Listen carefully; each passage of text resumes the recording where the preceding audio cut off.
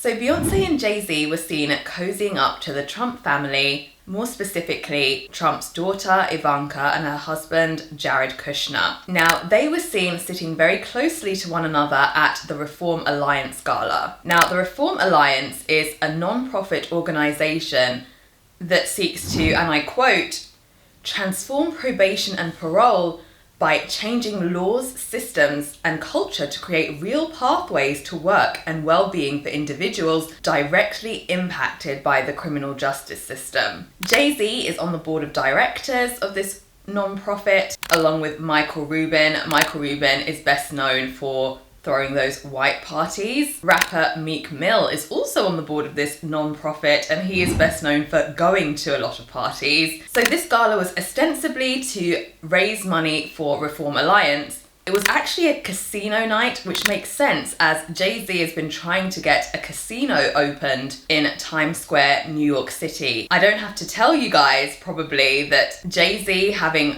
ownership of or part ownership of a casino of that size in New York City would catapult him and his family into a new level of generational wealth. Ivanka and her husband Jared's family, the Kushner family, are very influential in the world of New York City real estate. They own a lot of it and they hold sway with the kinds of people that Jay-Z needs to get on side in order to get this casino open, especially since the idea of a casino has faced a lot of opposition from local residents. Just as I was recording this, the news broke that the casino bid has been denied. It looks like the opposition won this time. Or did they? Maybe they'll find another way to get it made in another part of New York City, maybe with the help of their new contacts. Who knows? So Jay-Z is doing his Machiavellian Jay-Z thing. He has always been ruthless when it comes to business, and he's always got his mind on the dollar. And to be fair to Jay-Z, he's never claimed to be anything other than what he is, which is a very dedicated capitalist. Beyonce, however, has co-opted social justice imagery to enhance her own brand and artistry to amazing effect, by the way. And to me, that's really where the issue lies. And I think that the criticism of Jay-Z and Beyonce for mingling with the Kushners really has the most force when it comes to the idea that Beyonce may be playing both sides of the fence somewhat, because you can't really be all black power, you know, for the sake of your art and to rally your supporters around you and get them to buy your products, and then pal around with people who are very closely connected to and who directly benefit from the Trump administration. The Trump administration, as we know, has been really instrumental in trying to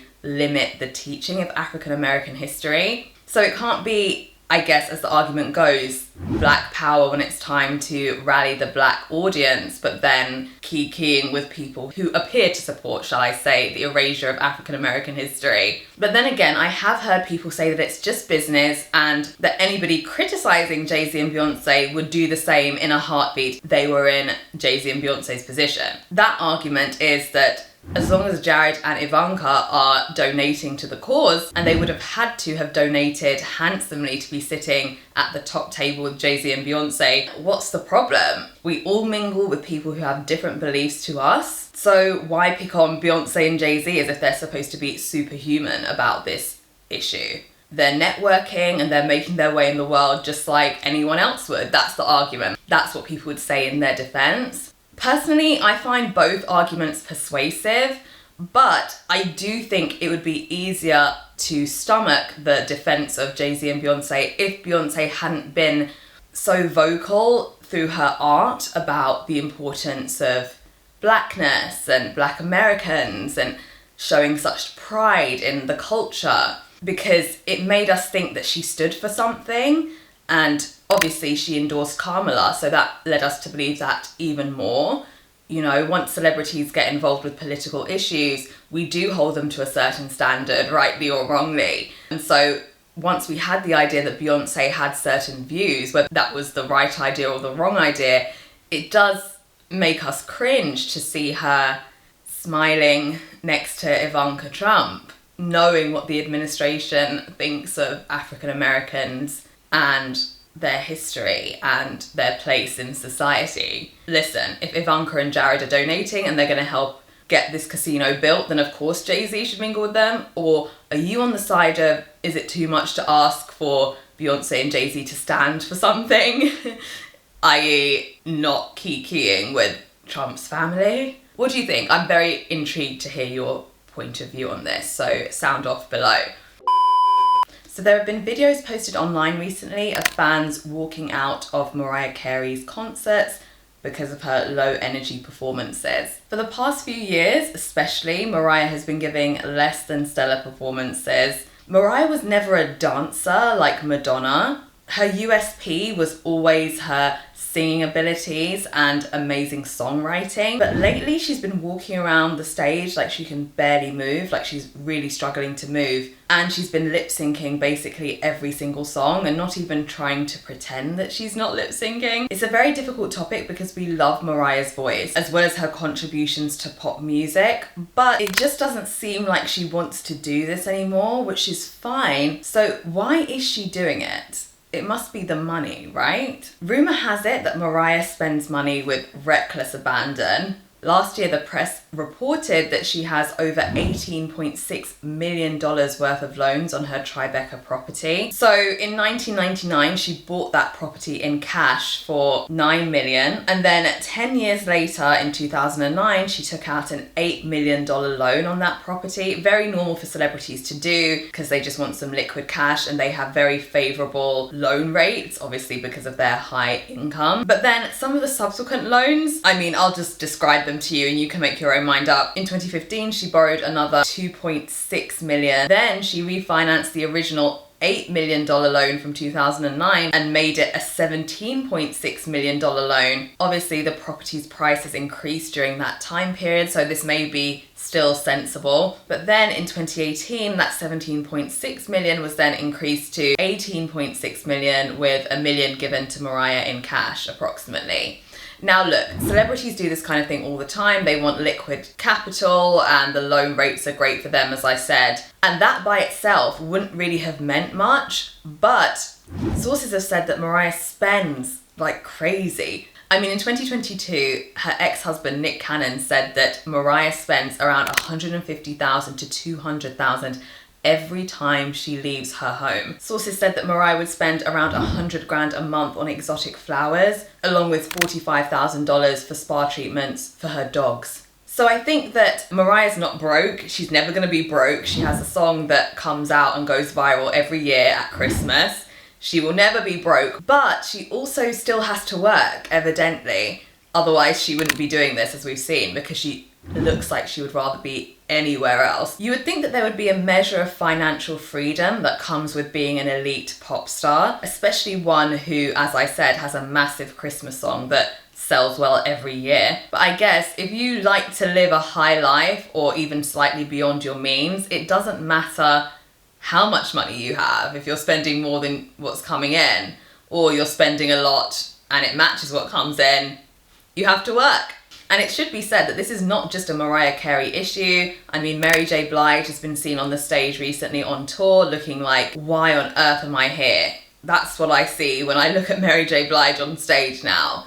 She would rather just be relaxing in the south of France somewhere, clearly, but that's their job and they have to do it. I bet Rihanna is so glad that she has her LVMH partnership and that selling lip glosses allows her to just chill out on the couch and just have baby after baby. Like, it makes sense, doesn't it, given what these older divas are going through. Rihanna taking a break or maybe even permanently retiring from music makes sense. In relation to why Mariah may be behaving this way on stage, I do have a deep dive on her on my Patreon, if you want to check that out, because it goes into detail about some of the things that haven't been reported about Mariah in terms of what she may be going through. But what we do know, because Mariah told us, is that she has bipolar disorder and there may be medications in relation to that she has to take. And Ye West, another famous person with bipolar, has spoken about how the meds make him feel very different to himself. He doesn't feel like himself when he's on them. So in addition to the things that I mentioned on my Patreon, it could be to do with that. But whatever the reasons are for it, it is seriously sad to see somebody like Mariah tottering around the stage, almost as if she's wondering where she is. I really can't understand why her financial advisor can't find another stream of income for her that would enable her to have a more peaceful, rested life. and perhaps even retire. Surely there's some investment she could make or some product business she could start, because I'm not sure that this is sustainable. So Rihanna's best friend, Melissa, was at the Chris Brown concert recently. For those who don't know who Melissa Ford is, she's been with Rihanna since Rihanna got famous. Essentially, when Rihanna left Barbados, she took Melissa with her, and they've been riding together ever since. I don't know if Melissa has ever been formally employed by Rihanna, but she most certainly has been by her side in whatever capacity it may be. Rihanna has quite a small and loyal circle, which is why very few things about her get out to mainstream media. It's Melissa, Jen Rosales, and a couple of other people. She was the bridesmaid in Jen's wedding. But yes, so Melissa is her very, very close friend. They've known each other since they were children. And she was at Chris Brown's concert the other day. Now, I raise this issue to really talk about the point that I think people don't really know what to do with Chris Brown. A lot of people believe that Chris Brown has been violent towards women, not just once, but multiple times. And not just to Rihanna, but to one of his ex-girlfriends, Karrueche, as well. You may recall that she had a restraining order out against him. And so because of this violence, nobody should support him. Because if they support him, they're saying that either they don't mind domestic violence or they don't care about it. Artists like Chloe and Ciara have faced criticism for working with him, and Kelly Rowland faced criticism for defending him after he was booed at an awards show. But on the other hand, we've seen that Rihanna forgave him many, many years ago now. I don't think her best friend, who's known her since childhood, would be at his concert if she really thought that Rihanna would be upset about it, or if she had an ongoing issue with Chris Brown and his success. Karrueche was also seen kikiing with Chris Brown recently. So if the actual victims support him and forgive him and embrace him, why would the public and the industry not do the same? After all, they were the actual victims of him, and if they've reconciled with him, why can't we enjoy his music or enjoy his concerts again? What do you guys think? I personally can see the merits of both arguments, but what I would say is that there's a part of me that thinks that the reason why, or part of the reason why Rihanna and Karrueche forgave him was because he was so popular with the public and because he's so talented and well liked in the industry. Perhaps they didn't want to cause additional trouble for themselves by being considered the difficult, unforgiving woman. Women are pressured to forgive everything that's done to them. So perhaps that was why, and perhaps if the public had actually taken a stand against Chris properly, they would have felt more empowered to really say, no, I don't forgive him. But again, that's speculation, and we really don't know Rihanna and Karrueche's motives for their forgiveness. But do you guys think if the victims themselves have forgiven Chris, that the public still has the right to shame others for working with him and for attending his concerts? I'm very interested to hear you guys' thoughts on that. So again, let me know in the comments. So my favourite picture of the week is this one. It's of Brittany Murphy, and she is holding a bottle of mustard on her head, very amusingly, and holding a delicious looking pretzel. Now, the reason why this is my favourite image of the week is because I watched Clueless this week, and it really struck me just how much Brittany shined in that movie. She played Ty perfectly, and she was just so funny without even trying.